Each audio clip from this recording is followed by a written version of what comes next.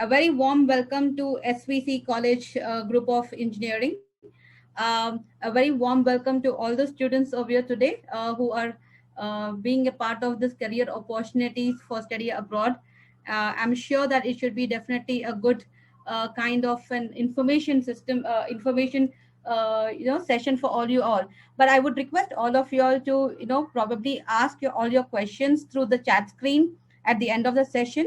So please understand the entire session, and in case if you have any queries, we are here to answer all your queries at the end of the session. All right. Thank you so much.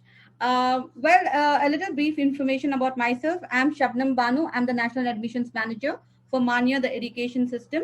And this is something wherein we are talking about all the opportunities, what you could be able to get through with your careers in terms of masters or maybe for MBA after your graduation, and which destination you need to choose, and what are the kind of right universities what you could be able to choose. And probably yes, we could be also able to talk to you about what kind of standardized test you need to be taking in. All right, so let's begin our session. The mission is basically that we need to go abroad, and the first understanding what you need to know and understand that why is that you need to go abroad, and why is that we are definitely trying to emphasize on the abroad education system. The output is something wherein we don't need to talk about the kind of a dynamic campus life what we would be able to achieve. Apart from that, the global exposure what we get through with the kind of an abroad education, and it is more on the practical learning side if I'm not wrong, because that's something which is more lacking within our country, because we have more on the theoretical grounds. But yes, we could be also able to talk about the attractive compensation in terms of bursaries or in terms of the scholarship what we can be able to avail in the foreign universities. But for sure, yes, when we talk about the cutting edge technology in the research system, I would definitely vouch for the abroad education system, because we do have a lot of research which is having most of the opportunities even for pursuing your PhD programs out there. All right, so this is something what we would like to talk to you about. And when we come to the popular destinations, when we see that when we get the inquiries, when we see the students talking about the abroad destination, what comes into the mind basically? I think these are the kind of a few countries which we normally get to hear, or we get to promote. So the majorly it is for USA. Then we talk about Canada, we talk about UK, we talk about Australia, Singapore, Germany, New Zealand, and then Ireland. So these are the major popular destinations what we talk about. But yes, we do have different other destinations also what students normally pick up. I do have students who talk about something to do with Hong Kong, and even for Japan for that matter, because we do have the process for these particular destinations also. So it's quite a picking up kind of in countries nowadays in terms of the different destinations. But yeah, these are the kind of popular destination what we talk about. Moving ahead, what kind of an education system in are the kind of in the various countries abroad? So there are different types of education system what you need to know and understand, and how each country operates, and how it will be able to give you a little understanding about the different countries in terms of their education pattern system. So let's see. When we talk about the the kind of an graduate degree what you could be able to get from the different destinations are basically, when we talk about USA, we do have masters which is normally for 2 years, and I'm sure when we talk about India also, we do have masters which is for 2 years. So the prime destination, I'm like with the prime kind of an requirement as masters for 2 years is majorly found in all the countries basically. And when we talk about the PhD, similarly when in India and in the abroad, it is minimum for 3 years and it can give maximum up to 5 years. So, but yes, we do have UK, which is one of the different country altogether, wherein it talks about masters, which is only for 1 year, and that's one of the very differentiator in terms of achieving a master's degree within 1 year of your academics, right? So that is something which is the unique factor what UK carries. The I think probably you should be able to have a doubt saying that how is that UK has only for 1 year of your masters? Is it going to be recognized, or is it going to be valid for your future academics? Yes, it is definitely going to be valid. And it is an education by itself, or education system by itself, wherein we have the integrated course of 1 year only in terms with the UK. But when it comes to the different destination, for like for example for US, Australia, Canada, Singapore, majorly it is for 2 years, right? So that's how it goes. The kind of a standardized test which is required. Now, what is standardized test? Now, once you're pursuing your graduation, now you are all in the engineering students. So if you have to go and if you have to move ahead with your travel destinations abroad, you need to talk about different types of standardized tests. Now, it all depends with the kind of requirements what each country has. So what are the kind of standardized tests what needs to be given? So majorly when you're talking about an engineering platform, under anything which is related to the STEM, it is basically a GRE examination which needs to be given. All right, so that's the kind of a standardized test which we need to talk about it. But yes, when we have to talk about any kind of a foreign destination in terms of pursuing your masters, you need to definitely qualify for an English proficiency examination, which is definitely you need to take up either IELTS or TOEFL. So these two are the different types of standardized tests what we need to talk, and we would need to know and understand. So probably we do have one more speaker over here who is Mr. Vasudev. He would be able to talk about the standardized test and how is that we at Manya would be able to help you incorporate this particular platform for all the students out there, right? So probably he should be joining us at the end of the session, and he could be able to throw more light on the standardized test, right?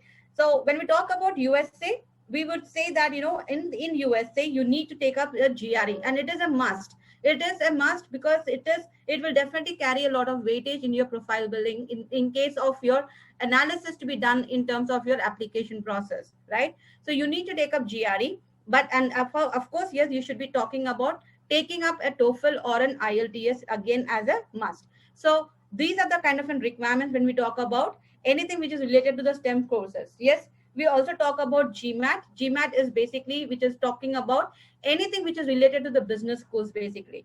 So it is more recognized for the business schools that if you're talking about anything to do with GMAT. So you need to figure out whether you want to take up a master's course or you need to take up a GMAT or for an MBA program, right? So unlike with when you talk about UK does not really require a GRE, but in case if you're talking about a couple of universities for sure, they're all the world ranking kind of in universities like London School, and then we have Oxbridge. These are the kind of in big shot kind of in universities or the elite kind of in universities wherein they definitely want to see the GRE scores. But yes, when we talk about the business school, GMAT is again a kind of in must what you need to talk about for taking admission for your MBA or anything which is related to a business school, right? So when we talk about Canada definitely again it does not realistically require a GRE, but any elite university if you're talking about, they definitely look forward for your GRE scores. And yes, Canada accept TOEFL or IELTS, either one of them is again a mandatory, and then you need to take it up, right? And Australia, they don't require GRE at all, they only talk about IELTS. But yes, there are few universities which do accept even PTE also, so you could be able to take up either IELTS or PTE. When we talk about Singapore, yeah, it is a requirement that you need to take up a GRE. And when we talk about the IELTS or TOEFL, either one of them is accepted. So this is how it goes. So now you understand the importance of the standardized tests, because if you are planning to take up any kind of an abroad education, you cannot go until and unless you don't write an IELTS or a TOEFL. That's a benchmark. And basing onto the country's requirementation, then you need to take up the different standardized tests like GRE, or you need to take up a GMAT. So that is something which is again a different phenomena in terms we are talking about a master's course or an MBA kind of a course or anything which is related to a business course. All right. So let's move on. What should you look like while you need to select a university? So what are the kind of key factors what you need to look in when you're doing a shortlisting of a university? Now we have spoken about the countries, right? So when you're talking about which country you need to go ahead, those are the kind of standardized tests what we have already spoken about, right? So now what is that you need to look into when you're doing the shortlisting for the universities? So like these are the kind of key factors what we normally consider. um, the first thing is the field of study. Now say for example if you're coming in from a computer science background, okay, so you're key domain is something to do with computer science. So now if you want to take up a master's, you may be trying to make sure that you're moving for a master's in computer science, or you're taking up a major in anything which is related to artificial intelligence, or maybe you're looking out for machine learning, or you're taking up for data sciences, which is any which way is going to be linked up towards your parameters of taking up anything which you could be able to move ahead. So when we talk about the careers in the goals, the career or the goals which we talk about is something wherein we could be able to seek some kind of an careers in the universities, basing on to the kind of an alums what they have already been created, or what is the kind of an skill set what those particular faculties carry, or what is the kind of an goal set what the universities have already achieved, right? So the past kind of an experience wherein what kind of an ancient university it is. So all these kind of an factors would definitely be able to talk about it in terms with the career goals. When we talk about the practical experience, the universities would normally know, and they would also see that are they well equipped with the kind of an practical exposure with the laboratories, or with the kind of a lab assistance what they could be able to move on. Because I'm sure when we talk about the good top notch university, let it be private or public, all the big universities, they normally talk about a good kind of an practical experience in terms with the lab assistantships. So when we say that, you need to also looking forward for the parameters on the financial assistance. When the financial assistance, nothing but when we talk about the scholarship, the bursaries, or when we talk about anything which is related towards how you could be able to attain some kind of an good scholarship amount from an ex university. So your shortlisting of the university should go on those particular parameters also. And I'm sure the cost effectiveness is something we should be able to analyze your budget and the infrastructure of the universities. When we talk about it, the safety is the most important thing what we would be able to emphasize, so that when you're doing the shortlisting of the universities, what we normally say is you should be taking up the university which is not too remotely been put in, or else you should be able to hit on the racism basically. So try to look out for the kind of in safety in terms of the university campuses wherein you're much connected with the city atmosphere, or maybe you have much of people around, right? So all these are the kind of key features which needs to be considered when you're doing the shortlisting of the university. So we at Manya would be able to help, and we could be able to talk to you about all these things before we talk about our shortlisting of the universities, right? So we could be able to say these are the kind of factors what are the most important things. So let's move on. And as this is just a kind of a summarization of whatever we have spoken up right now. So the kind of factors what we need to look in when you're doing the shortlisting of the universities is the curriculum. As I told you, when if you're coming from a computer's background, you need to stick on to your particular field. And we talk about the specialization, the focus areas which you're interested in. Then the faculty, which is the most important key factor, the how the kind of faculties are basically of the university. Do they have research in that particular university or not? What is the ranking of those university? What are the placements what has been offered by these particular universities, right? And the budget, how it is. And then last not the least, in terms of the location. So these are all the kind of key features what you need to be talking about it. So there are the kind of different kind of in terms of the tuition fees, in terms of the cost of living, in terms of all these are the kind of in different areas what you need to even look into it when you're doing the shortlisting of the universities. All right, so let's move on. What are the kind of different types of masters programs? Okay, so when we see that we are trying to make our understanding towards what kind of an university destination, or what kind of an country destination what you need to choose.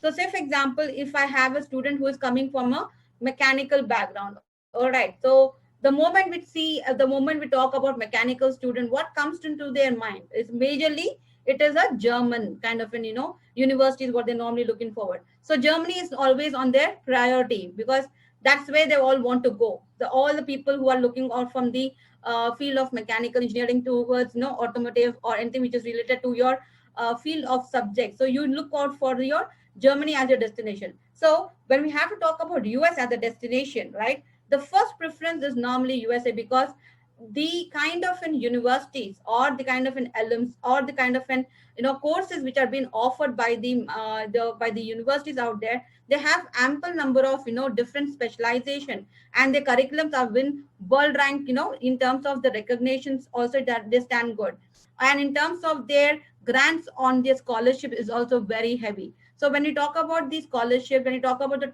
ranking of the universities, when we talk about the different types of specialization, I think US should be anybody's first prime destination when we talk about it. Yeah, when you talk about Canada, the most striking factor what we come to the understanding is the life sciences, basically anything which is related to biomedical engineering, or anything which is related to pharmacy, or anything which is related to biological sciences. But yeah, they are also known for the STEM programs. I'm not saying no for it, but yeah, the major kind of look back what we see is in Canada is on the life sciences. Similarly, when you talk about UK, when you talk about Australia, it's more on the STEM programs, like anything which is related to information systems, civil engineering, all the kind of in computers, engineering modules or MBAs. They are all being noted for this particular program. So if I remember, we do talk about more of oil and gas kind of in courses also in Australia, because they have been very much focused onto that particular destination, because they do have their accounts kind of in courses, which is definitely going to be a good way for them to look forward for all such kind of good courses what they talk about it.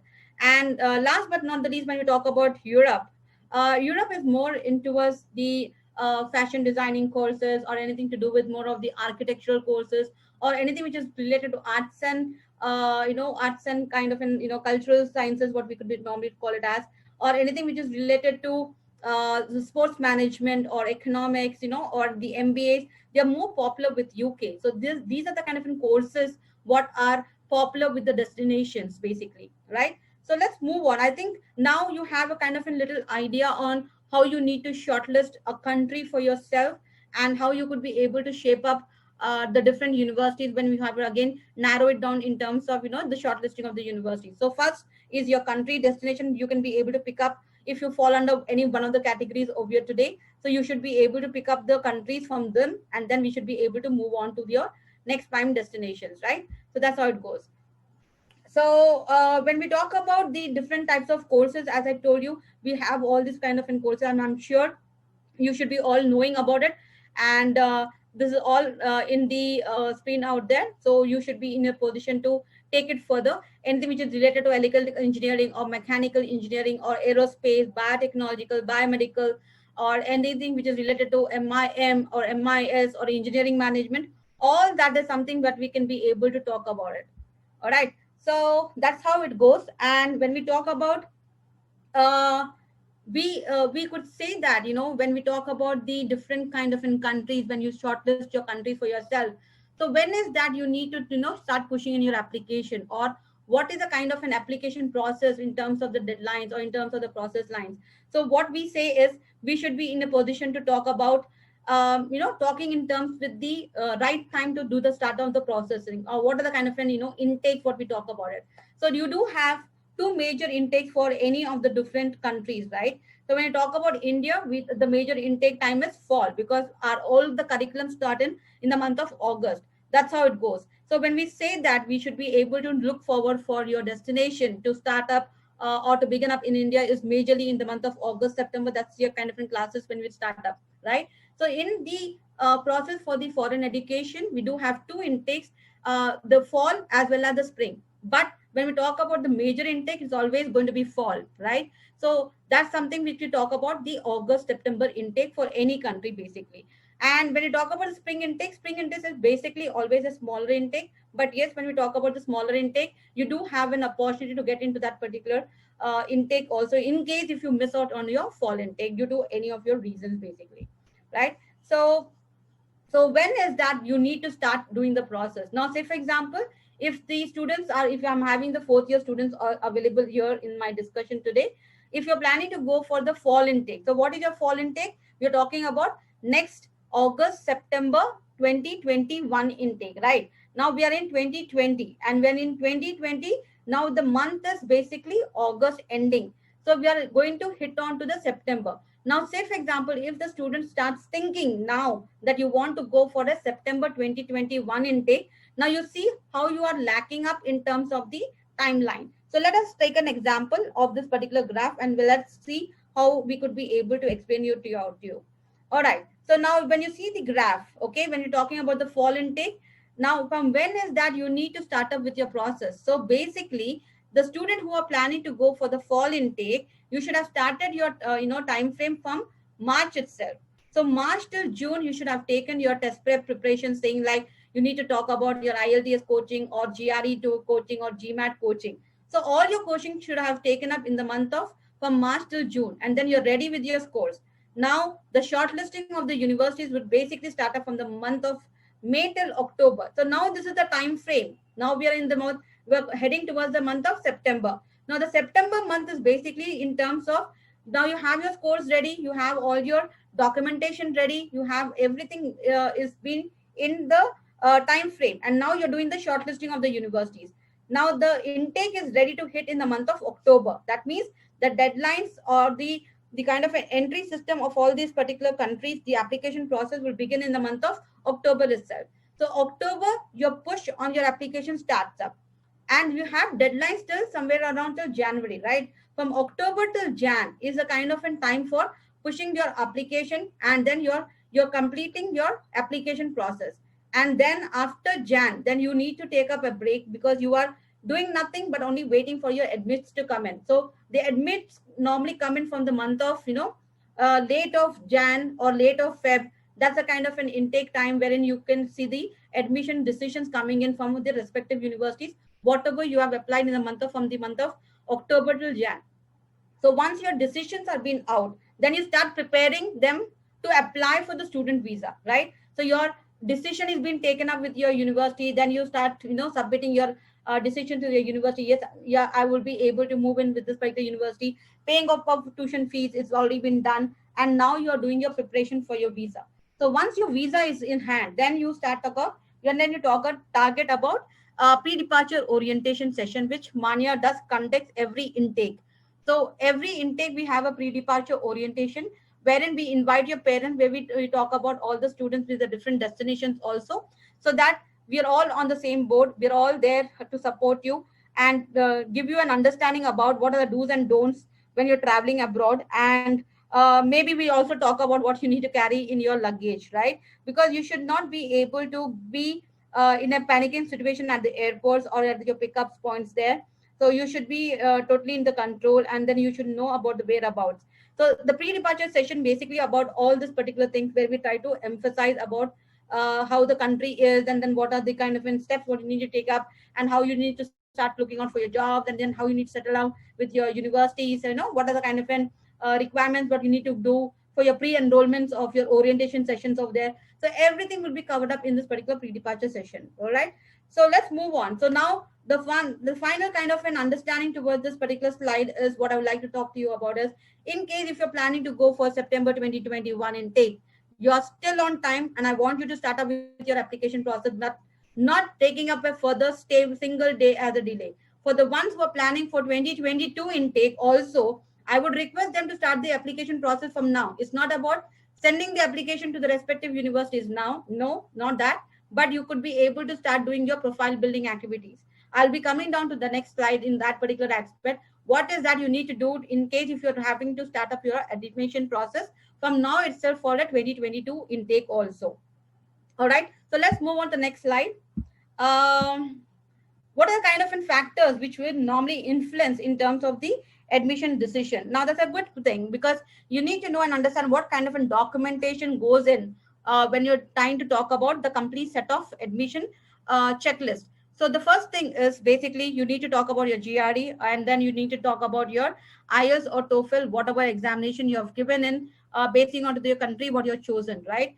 Then the bachelor's level grades. Now over here we mean the transcripts of all your the grades of at least till 4.1 is what you normally expect you to submit your application process. In case if you're not having even 4.1, that's still okay. We can still be able to submit it across your applications out there.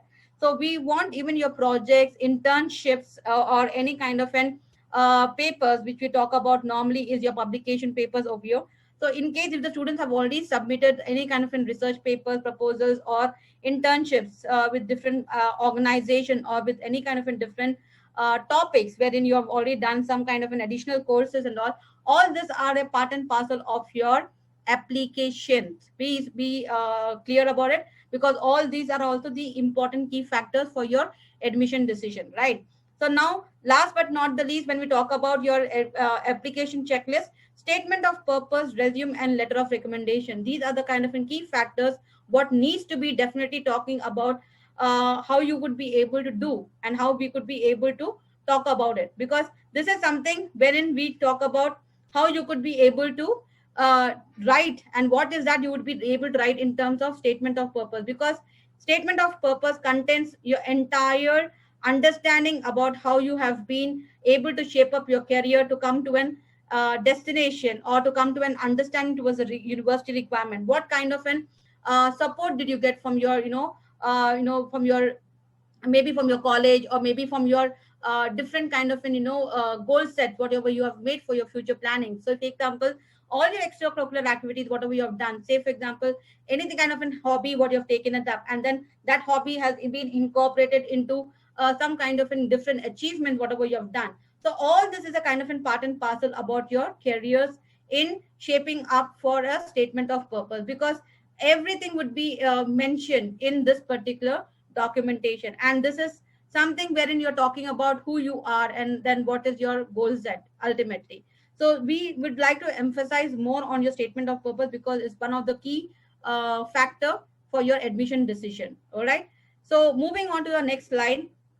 uh, why when we talk about the public and private in universities over here, so when we say what is good or what is the kind of in best requirements in terms of public versus private, so let's come to an understanding that I think the most important debate what we see with the parents is it not possible that private institutions will also give us some kind of in good scholarships? But yes, I think it is something wherein we say that we could be able to talk about it in terms of not that they don't give us too much of funds, but yes, they do have the limited funds. When you talk about public universities, because they are being funded by the government, so it is basically that more of the scholarships are being driven there, and the cost of living is also pretty less.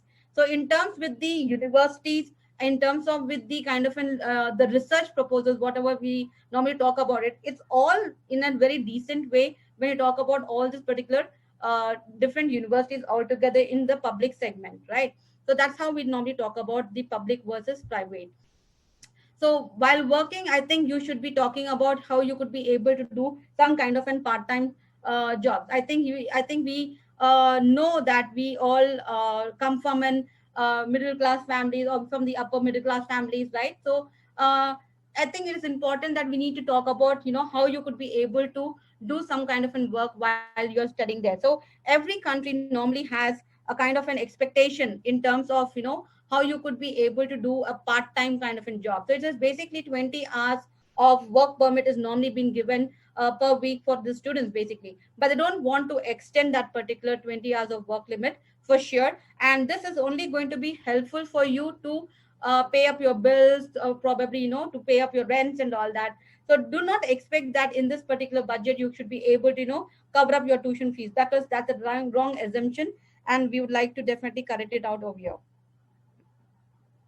Yeah, so now just coming back to your making your decisions of choosing Mania. So why you need to choose us? Like, let us get into the facts about why Mania, the Princeton Review. So the Princeton Review is one of the oldest and the strongest band in the higher education, and it is one-stop solution provider for all the overseas education. We do have partnership for almost around 600 plus universities for admission, and we have kind of an high expectation from the students applications, where we talk about different premium services also, which I will be talking to you about it in the future, the further slides. And we have our certified trainers and the advisors over here, so we do have our own certifications which will be definitely being given to the the faculties out there and the advisors. And we do have a kind of an rigorous training and the certifications to the faculties and the advisors, what we normally talk about it. So it is a very process driven and a performance driven culture what we normally adapt at the Princeton Review. So these are the kind of when our affiliations and partnership what we talk about it.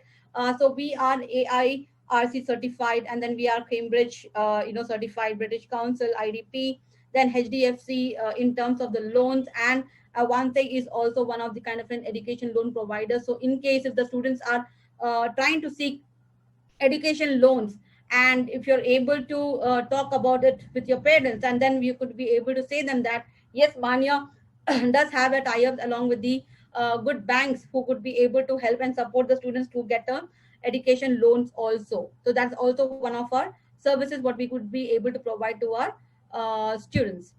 So as I told you, we do have A plus certified counselors, and we do have our own partnership with the universities.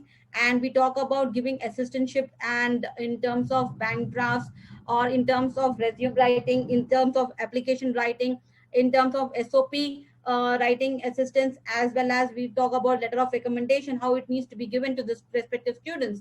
We talk about the deadlines, we talk about the scholarships. All this is a part and parcel of our discussions. So as I told you, we do work with direct and indirect kind of in partnership with the universities. So we have already crossed around 600 plus universities right now in our portfolio, and this is what it is all about. So we do have our own global partners. What I like to talk about it.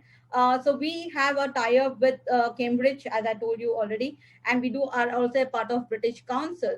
And the bottom three, we also work with Cognito Hub. Now, Cognito Hub is basically for the students who are in a fix, like you are not able to take a decision for what kind of an career you want to choose. So, if example, you're a student of an engineering student right now, but you are still not able to make up your decision whether you could be able to take up a master's in what stream. Basic thing is that, or else you want to change your field to management, or is it you're looking out for a different kind of courses altogether. So that kind of in confusion, if you still are in that particular mind frame, probably Cognito Hub is one of the kind of an organization where we are being tied up with. They would be able to help and make you understand what you are basically inclining towards it. So they would be able to fine tune your career assessment along with their expertise in terms of how you could be able to take their advices all in terms with what subject you could be able to choose in, right? So we do have Admissionado. Admissionado is a kind of in services where you're talking about the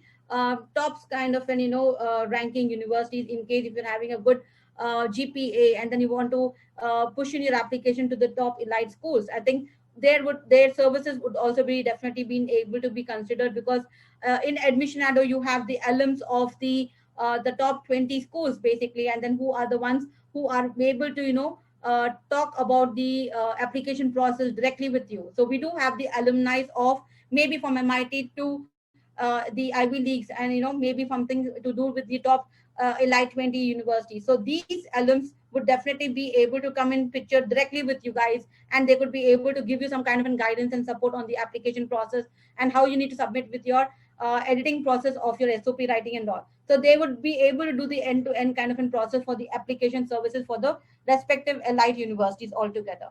Like last but not the least, in terms of tutoring, what we have, tutoring is a kind of an organization where we have been tied up in terms of international internship process, because I see that the students lack in terms of they don't have any kind of an extracurricular activities, or they want to make their application look little different, and they don't have time, they don't realistically have time to do some kind of an internship, or things like that, or what is that they could be able to do to emphasize on their profile building. So I think this is a very good tie-up what we have, wherein we talk about the internship process and all. I will just go in length regarding that when I talk about my services in terms of the international internship process, right? So in terms of Manya, or how we would be able to help you with the end-to-end kind of a solution for our overseas education is, we talk about profiling for the admission consultancy. What we talk about it is about the profiling, shortlisting of the application, the scholarship assistance, what we talk about, editing, what we talk about, application review, what we talk about, then the interview preparation for your, maybe if you're talking about an MBA graduate, then we talk about the interview preparation, then the visa guidance, and then the pre-departure assistance, what we have already spoken about it. And then we also talk about our offering in terms of test prep, because we as an organization are majorly even involved with our test prep institution, in terms of the training of all the students for giving the kind of coaching for GMAT, GRE, PSAT, SAT, ACT, AP subject test, and then we also talk about IELTS and TOEFL. So it is a one-stop solution for you guys in terms if you want to start up with your career, with preparing for the test prep and then till the destination wherever you have to move in.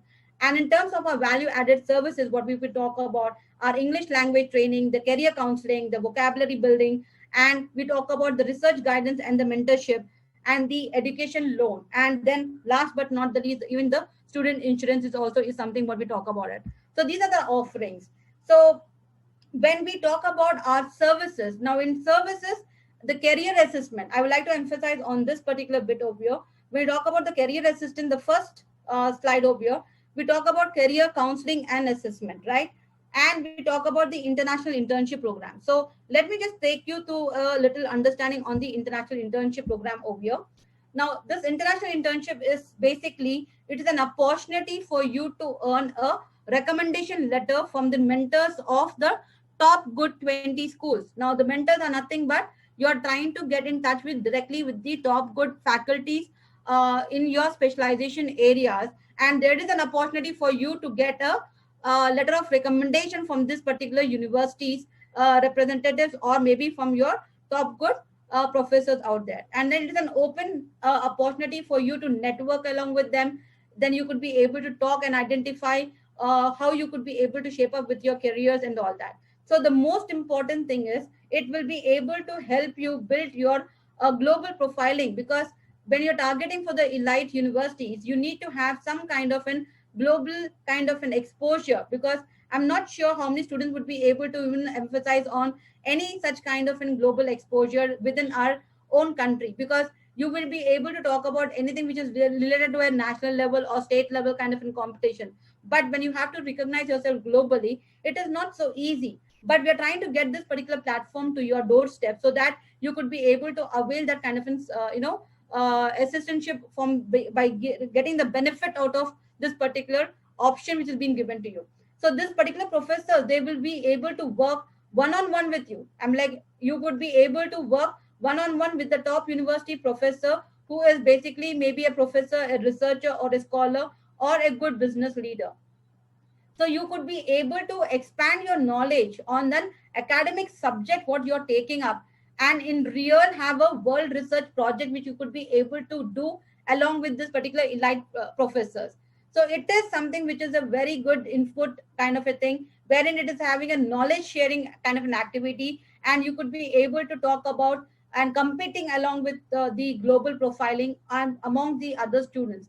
So it is very important that you try to understand this, and if you feel that is realistically important for you, please go for it. And it is a 2 months of your internship program. Let me just repeat this, it's only a 2 months of your internship program what you'll be doing along with this elite professors. Now let me just share with you what kind of professors what we have. Now say for example, if you see this particular mentors profile out here, these are the kind of mentors. I'm just trying to give you an example on these particular what do you call professors who are basically dealing with my own current students over here.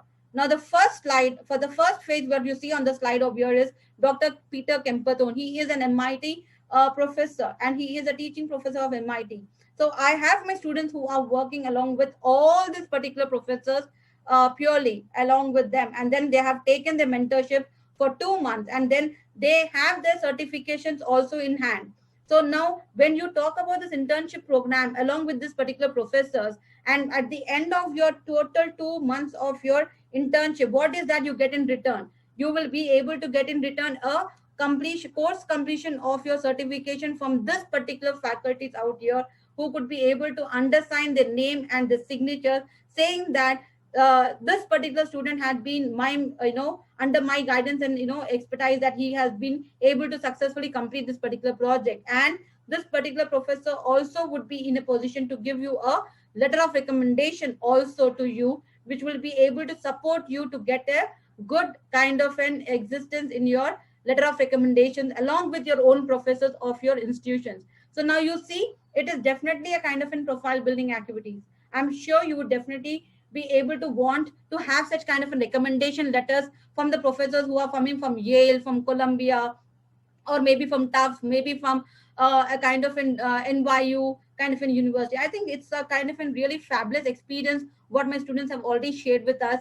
And just to give you a little heads up regarding this, on the September 5th, we do have the session, the seminar session, which is directly been live from the US and the team out there, and along with my own students of Manya students, basically, who are basically going to talk about their experiences. So now those students have become the alumni of Manya, of this particular tutoring brand, who would be able to give their experience. They will be able to throw their experiences lifetime along with you guys. If you are interested, please join that particular session, which is going to be on September 5th.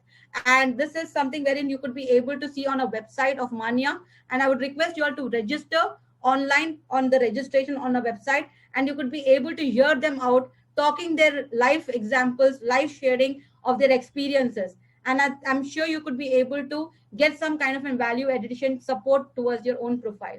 All right. So let's move on, guys. And let me just share you, we at Manya have our own portal. As I told you, we are very process driven when we talk about having a kind of a process system in our academic session. So we talk about having our own ahem as a process, and we talk about taking the step journey about all your profiling, everything of your documentation, everything being on a process driven control system called ahem, and that's how we normally operate. Okay. So the kind of in services what we don't give you a kind of an approach is, we don't do any kind of an ghost writing on the application. Because the reason why I mean to emphasize over here is, don't expect your advisors to sit and fill up all your application forms. It is basically, as a student, you need to fill up the application form, and we are there to give you a guidance and support. And then we would definitely do the kind of a cross check on your application before it is being sent out, no doubt regarding that. And we also talk about doing, not saying that we would do the finalization for the schools. No, we want you also to do a little research on your universities. And when we also do a research on the universities for your short license, we want you to definitely take a understanding on this particular university, and it will be a mutual discussion. And then that's how we normally try to finalize on your schools, right? And wherever there's an application fees for the respective university, we definitely want the student to bear that. It is definitely not Manya's account that we would be able to bear that application fees on your behalf. No, again, that's a wrong myth. We want the students to pay their own application fees, their own career fees, even let it be for visa or for your admission fees also. All right, I hope I'm clear with this. Coming back to the few successful admits what we have got.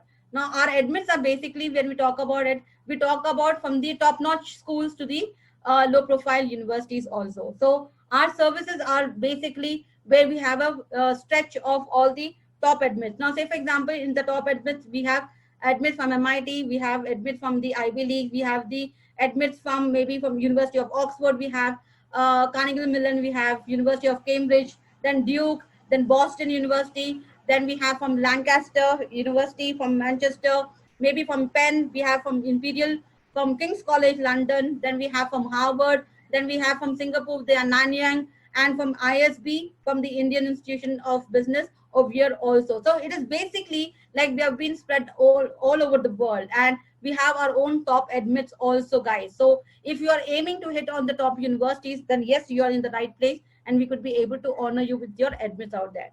So these are the kind of recent top scores what we have on a panel. And then we talking about we do, because as I told you, we are into the test prep also in terms of the process, where when we talk about our sessions, we could be able to talk about our GRE, we could be able to talk about our GMAT.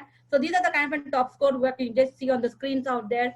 And this is how we could be able to give you the coachings, the right kind of in coaching, the right kind of in strategy, wherein we could be able to give you some kind of in tips and guidance on how you need to crack up the good scores. So our faculties are here out there, and then they could also be able to help you out on this. So yeah, I think that's how we should be able to talk about it. The last bit of advice what I could be able to give you is, now your GPS cannot be changed, your academic performance cannot be changed, right? What is that you could do your best? You could be able to do your best in terms of writing a good GRE and get a good score, and then you could be able to come out with the flying colors, at least in that, so that you could be able to win over the kind of right universities in terms of the shortlisting for yourself. So we normally suggest that if you are able to cope up with your profile building activities, please take up the international internship program. That will also be able to help you in terms of enhancing your profile building activities and then your GRE too. So that's how we talk about it. So nothing is impossible. Everything is possible for you guys out there, right? So yeah, I'm open for any questions now. And if you have anything, then we can be able to talk about it.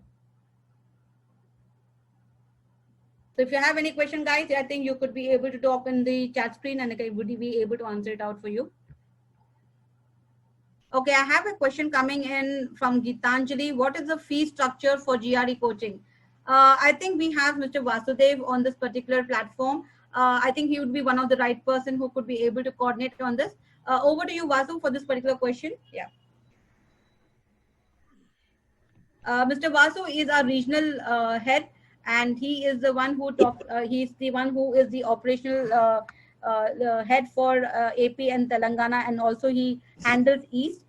So he is our regional head. I think he could be able to give you the correct picture regarding the admission services for our test prep. Yeah. Thank you, Shabnam.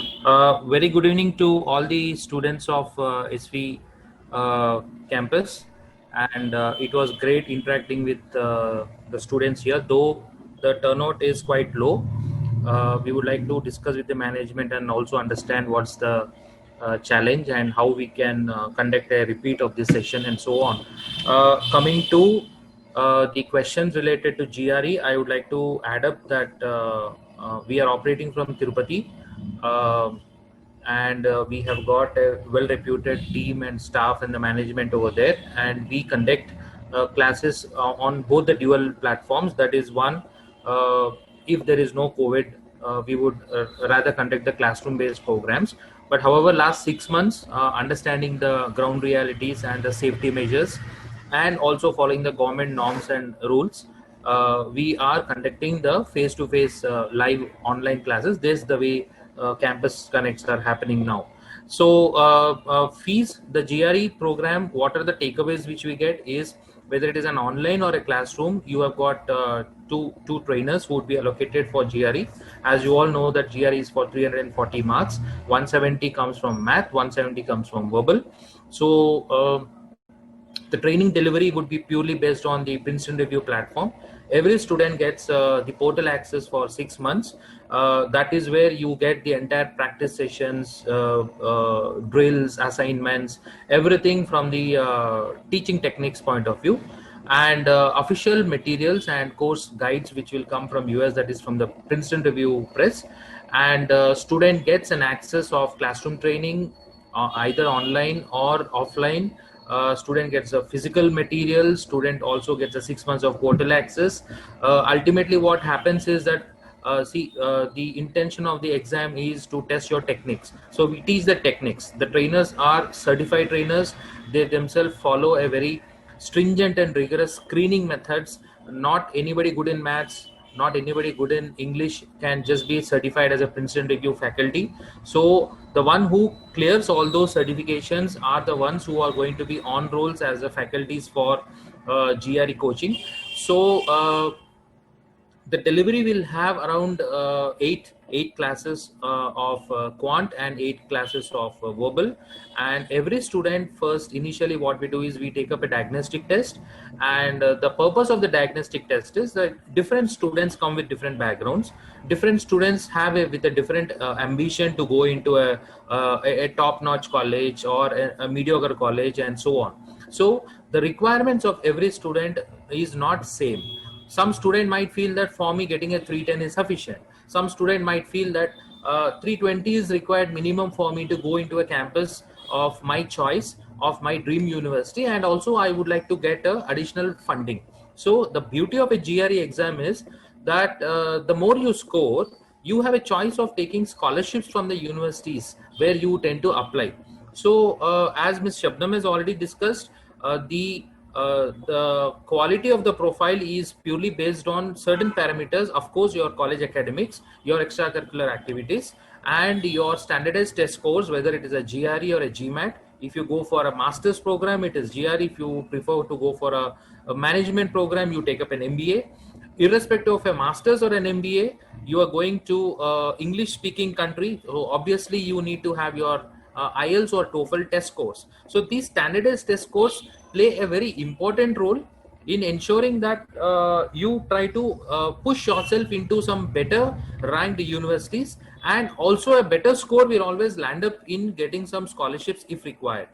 So the training becomes very critical. The preparation and the techniques and the practicing of these things are very, very essentials. That's why what we give is, though the training might be for 2 months or so, we give you 6 months of live portal access where every technique, videos, assignments, practice, everything you can repeat your own repetition of preparation of the whole thing. And later on you can also look at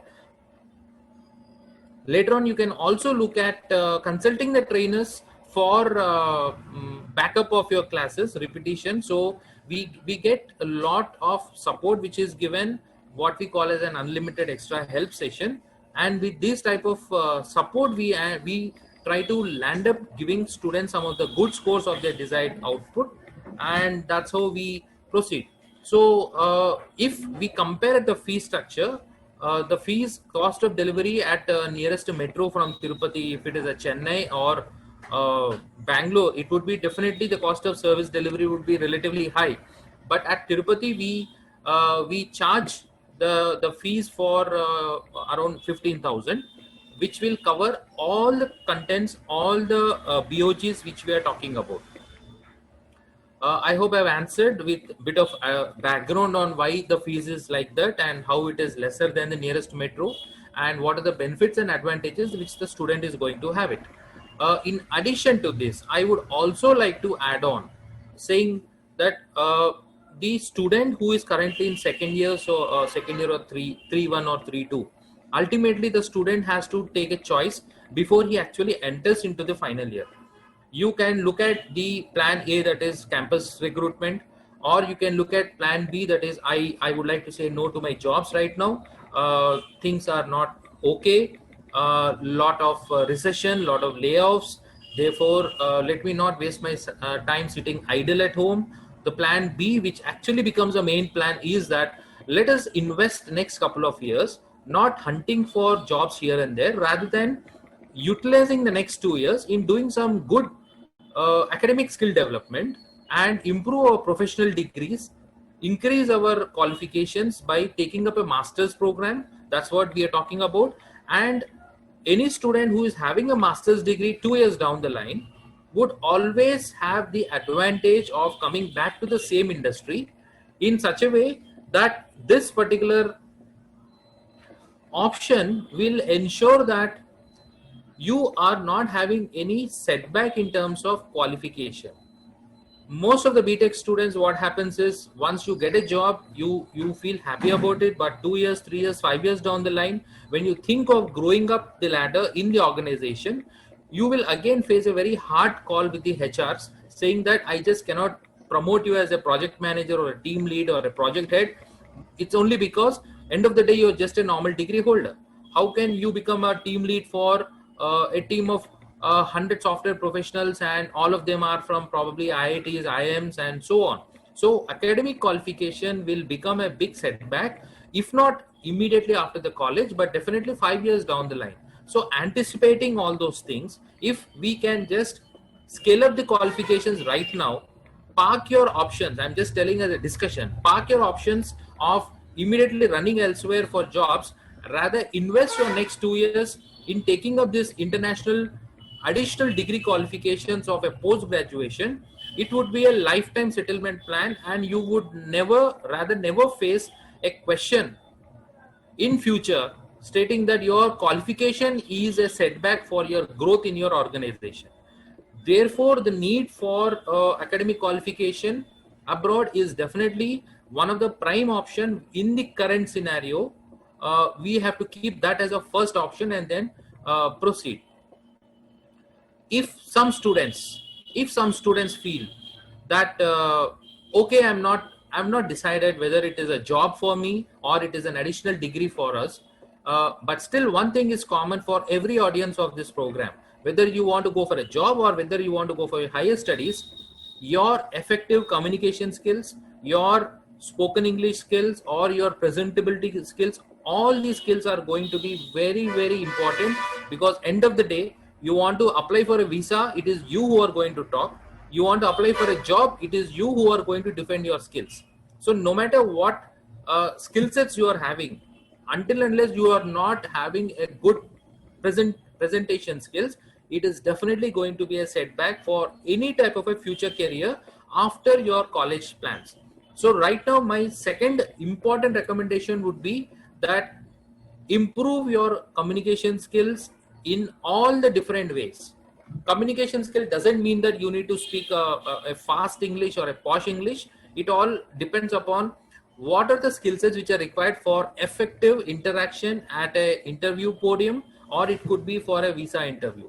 So at Manya Princeton Review, we are also, just the way for GRE and GMAT, just the way we are tied up with Princeton Review, US based, we are also tied up with Cambridge English. So we teach Cambridge curriculum for your vocabulary building skills. It has got nothing to do with going abroad. It has got nothing to do with anything related to higher education. But definitely it is a basic element for you.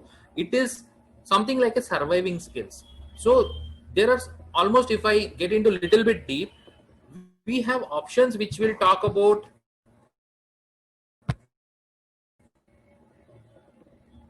your listening skills. You have to build your listening skills, you have to build your speaking skills, you have to improve your reading skills, you have to improve your writing skills, because you post your profile, you should know how to write. So, and your grammar skills, your vocabulary, your pronunciation, and on a day-to-day basis, how are you using your English as a medium of a tool? Using English to impress is not right. Using English to express is what we need.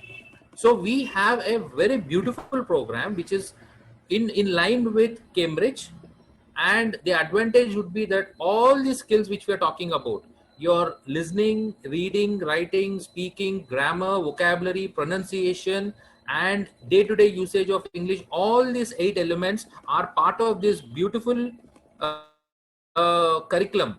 And the trainers who are certified will give you a classroom coaching, whether it is a face-to-face or through online. 48 hours of intensified content in all these specializations is what we teach to the students to improve their English at a level of an international curriculum of Cambridge. And we give an official book which is equivalent to B1. There are different levels of books, gradings are being given. So we give a B1 branded Cambridge. And student, if I'm attending say 48 hours of class interaction program with a verbal trainer, after that what happens? There is a chance that you forget the syllabus or you lose touch with the content. So every student will be given 1 full year of a live portal from Cambridge University. Just imagine if most of you are sitting in your campus drive. Some client from Chennai or Bangalore walk into your Tirupati campus and they say that, fine, let us know. All of you are having engineering degrees. All of you are having your own specialization. That's all fine. Take out all the common elements aside. And now you decide that who is the one who deserves a offer letter? Who is the one who deserves a admit letter to get into some university? You need to speak out. You need to express it out. So this program would be very, very crucial for all of you. And we give 1 year of live portal access to the students from Cambridge University. What does this portal has? The portal has got almost 125 hours of audios, videos, drills and exercises.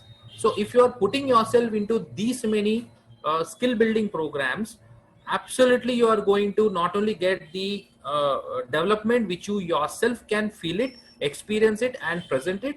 And second, endorsement.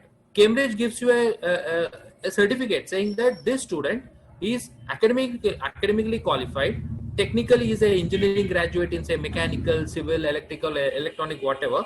End of the day, you are able to speak out for yourself. You are able to talk to any intellectual, you are able to talk to any interview panel member, and that's how you try to you know, try to speak about your skill sets, your achievements, and everything which you would like to prosper related to your jobs or related to your career plans. So all these things you will be getting training, digital certificate from Cambridge. You get a material from Cambridge. You get a portal access for 1 year. You get a local trainer who is certified and give you the induction on all these points. And that's how we try to help the students. So do not be hesitant that you are studying somewhere remote. Do not feel that if you need to upgrade you have to move out of Tirupati.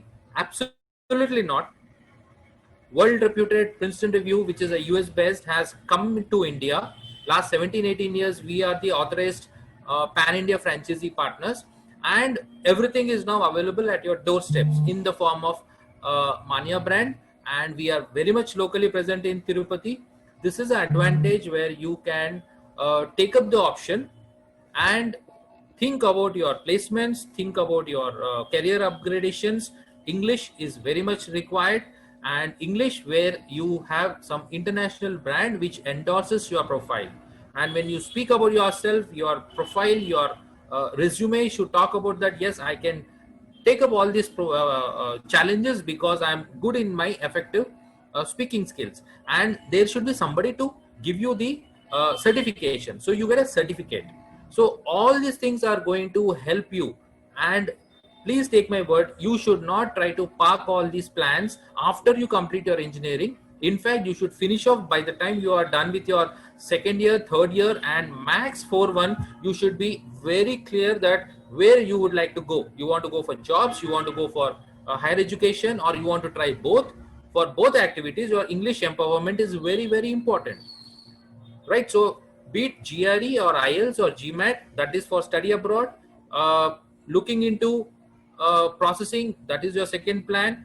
But one common element in whichever way you would like to go ahead is that have your English skills absolutely, because that is the need of the hour. Any client, any requirement, any job, any placement, you just cannot survive without having these presentation skills in place. And this is something which should come out of practice. It should come out of time. And overnight, you just can't say that next month I have got an interview, I just walk into a center and say that okay, I will start speaking English overnight. It is not possible. So sooner the better. We are there. We as a training brand are available at your local institute town in Tirupati.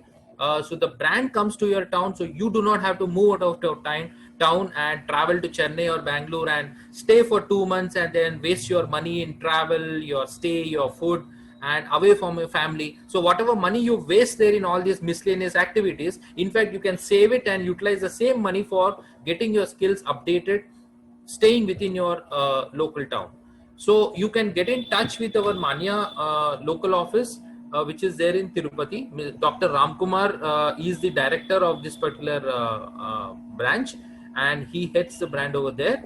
And you can definitely talk to him, or you can check with the center management over there, and you will definitely get into your plans. And there are some specialized subsidized fees which has been announced for SVC college students, that also can be shared, and basis that you can contact and you can get it. So if I'm checking my data right, the students, I think with tax it comes to 16,500 after the GST, because 18% of GST tax is also added. The original price is 21,500 plus tax for GRE, but if you take up because there is a special price of MOU between the management of Manya versus SVC campus, and hence we will offer you at 16,500 including tax, all contents or all provisions available. And coming to the Cambridge English Empower program, which we're talking about, the English skill building program of B1 certification, the actual fees is around 11,000 for the student of a outside student coming to Manya. But for the students of your campus, it comes for mere 7,500. So 7,500 can make a hell lot of difference for you all in changing your entire lifestyle of presenting as a student, presenting as a university applicant, presenting as a job seeker, do not think of compromising in these areas, right? So that's what I wish to take my time to discuss on all these points, and we will definitely get in touch with your management. And I think lot many students have actually registered for the session. Let's see why last minute some change happened and students could not join. We will try to talk to the management and uh, have a repeat of this session if possible. Else you can definitely get in touch with the uh, management of local center at Tirupati. I can spell out the contact number also once again over here. 9100. You can note down 9100 77 2859, and note down the right number of the director directly. I'll type it in the chat box. That would be better. 7981726900. Yeah,